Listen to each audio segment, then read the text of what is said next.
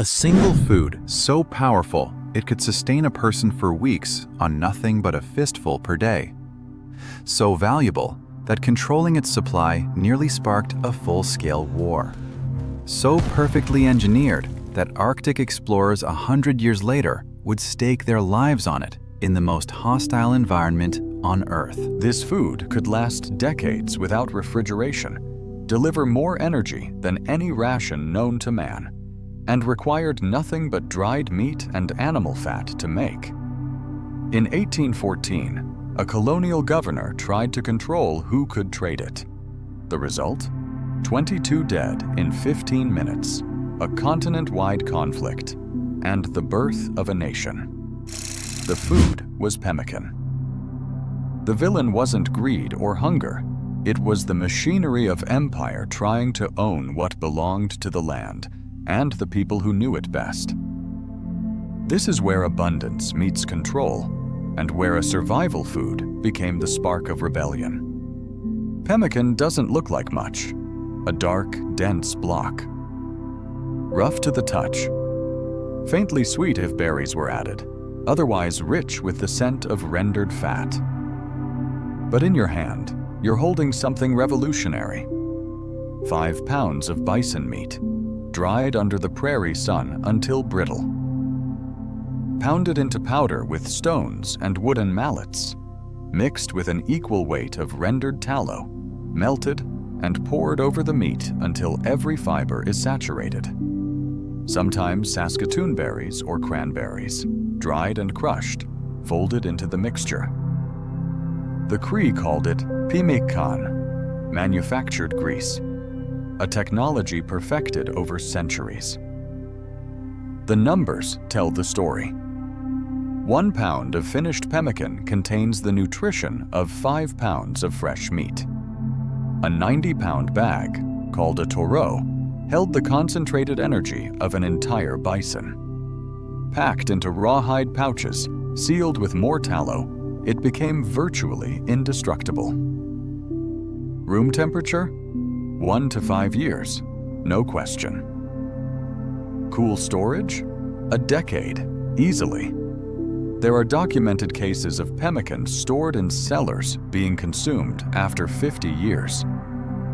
Some military rations, vacuum-sealed and forgotten, were found edible after a century. This wasn't just food. It was portable survival. A handful could sustain an adult through a day of hard travel. 2 pounds per day kept voyageurs paddling 18-hour shifts through the Canadian wilderness. No cooking required. No water needed. Bite off a chunk, chew, and your body gets protein, fat, and sustained energy release that lasts for hours. The Métis, descendants of French fur traders and Indigenous women, mastered pemmican production on an industrial scale. During summer hunts, entire communities would process hundreds of bison. The women did the precision work, cutting meat into thin strips, monitoring the drying process, rendering fat to exact consistency, pounding and mixing with mathematical precision. This was chemistry without laboratories, engineering without blueprints, a perfect food designed for a mobile life. The Hudson's Bay Company and Northwest Company, the twin giants of the fur trade, ran on pemmican. Every brigade heading into the interior carried bags of it. Every trading post stocked it. Without pemmican, the entire continental trade network would collapse. Voyageurs couldn't carry enough fresh food. Hunting took time they didn't have. Game wasn't always available. But pemmican was certainty. The Métis weren't just making food. They were manufacturing the fuel that powered an empire. And empires don't like depending on people they can't control.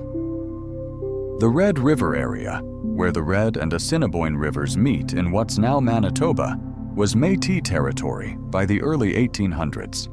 Not claimed, lived. Families had strips of land along the river, gardens and small farms near the water, buffalo hunting grounds spreading west across the plains. The Métis weren't settlers in the colonial sense.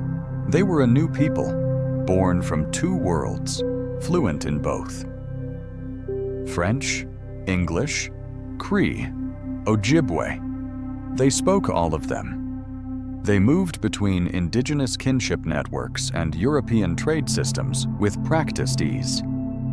They hunted bison using techniques perfected over generations, on horseback, in coordinated groups that could take down dozens of animals in a single run. And they controlled the pemmican supply. Every spring and fall, Métis hunters would ride out, hundreds of people, traveling as a mobile community. The hunt was discipline and tradition. Rules about when to start, how to share the kill, how to process the meat. After the hunt came the work. Women cut and dried meat, rendered fat, mixed and packed the finished product.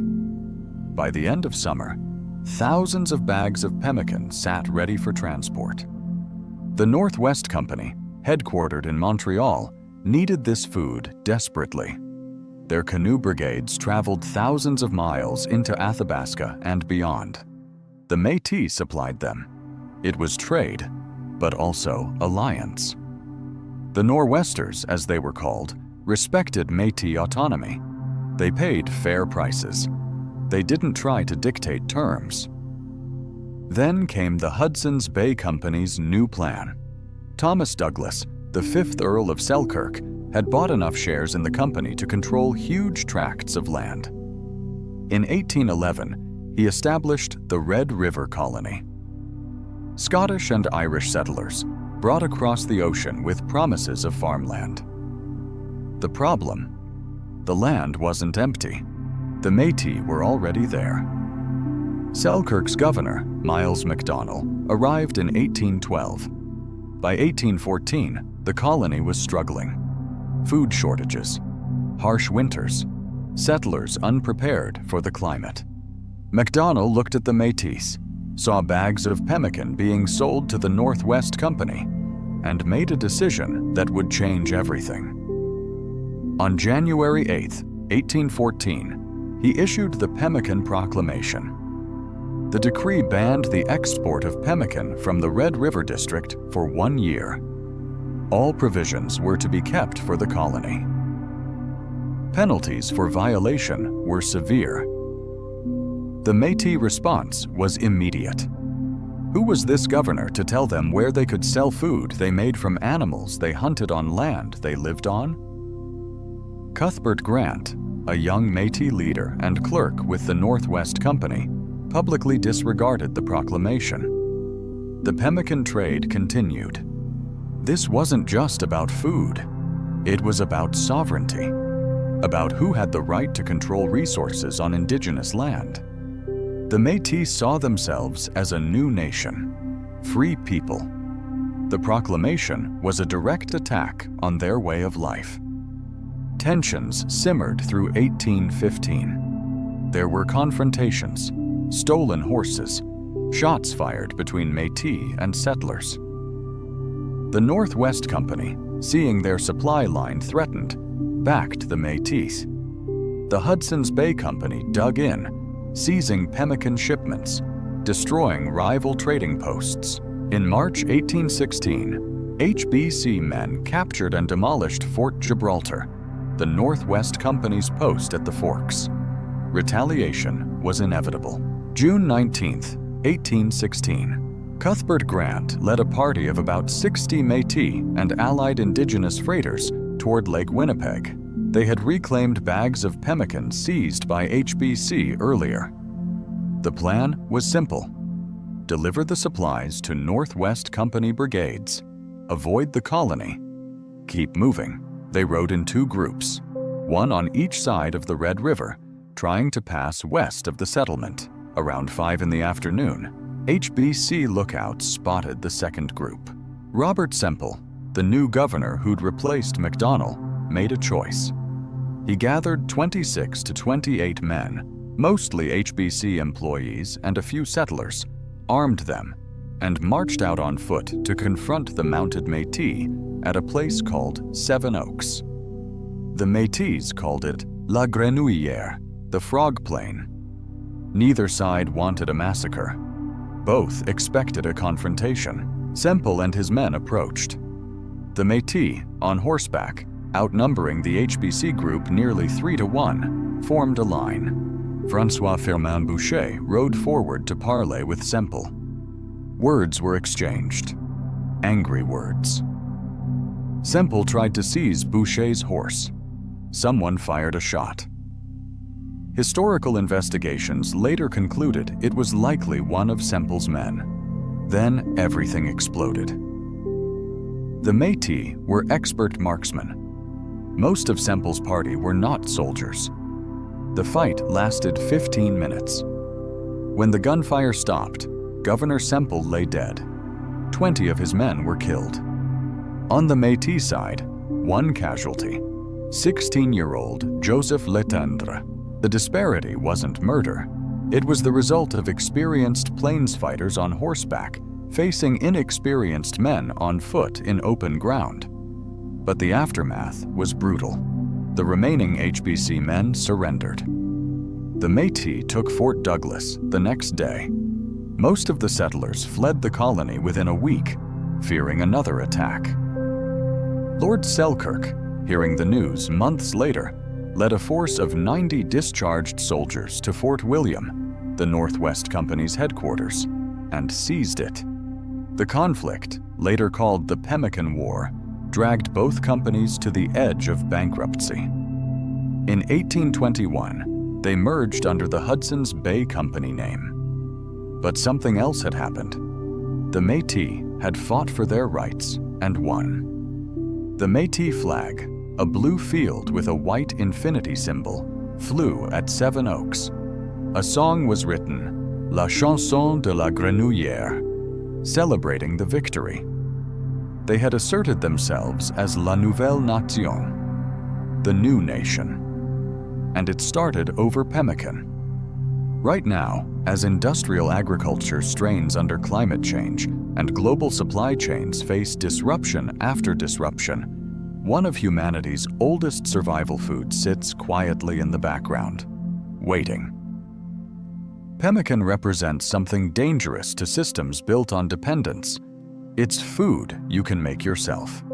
That lasts longer than any corporation's product.